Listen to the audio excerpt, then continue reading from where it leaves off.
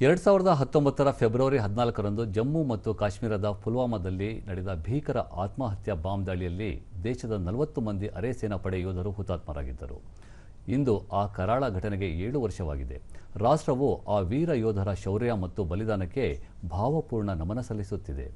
7 ವರ್ಷದ ಹಿಂದೆ ಯೋಧರನ್ನು ಹೊತ್ತೊಯ್ಯುತ್ತಿದ್ದ 78 ವಾಹನಗಳ ಬೆಂಗಾವಲು ಪಡೆಯ ಮೇಲೆ ಸ್ಫೋಟಕಗಳನ್ನು ತುಂಬಿದ್ದ ಕಾರೊಂದು ಡಿಕ್ಕಿ ಹೊಡೆದಿತ್ತು. ಈ ಭೀಕರ ಸ್ಫೋಟದಲ್ಲಿ ದೇಶದ ವಿವಿಧ ರಾಜ್ಯಗಳ 40 ಯೋಧರು ವೀರ ಮರಣವನ್ನಪ್ಪಿದ್ದರು.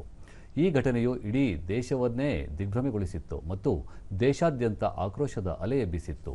ಹುತಾತ್ಮರ 7ನೇ ಪುಣ್ಯತಿಥಿಯ ಅಂಗವಾಗಿ ಡಿಡಿ ನ್ಯೂಸ್ ವೀರ ಜವಾನರ ಧೈರ್ಯ ಮತ್ತು ಸಾಹಸಕ್ಕೆ ಶಿರಬಾಗಿ ನಮಿಸುತ್ತದೆ.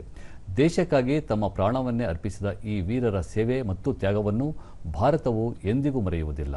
ಅವರ ಬಲಿದಾನವು ಪ್ರತಿಯೊಬ್ಬ ಭಾರತೀಯನ ಹೃದಯದಲ್ಲಿ ದೇಶಪ್ರೇಮದ ಕಿಚ್ಚನ್ನು ಸದಾ ಜಾಗೃತವಾಗಿರಿಸುತ್ತದೆ ಎಂದು ಹೇಳಿದೆ. ಇಂದು ದೇಶದಾದ್ಯಂತ ವಿವಿಧ ಸ್ಮಾರಕಗಳ ಬಳಿ ಹುತಾತ್ಮ ಯೋಧರಿಗೆ ಪುಷ್ಪ ನಮನ ಸಲ್ಲಿಸಲಾಗುತ್ತಿದೆ. ಅವರ ಕುಟುಂಬಗಳ ತ್ಯಾಗಕ್ಕೆ ದೇಶವು ಸದಾ ಚಿರಋಣಿಯಾಗಿದೆ.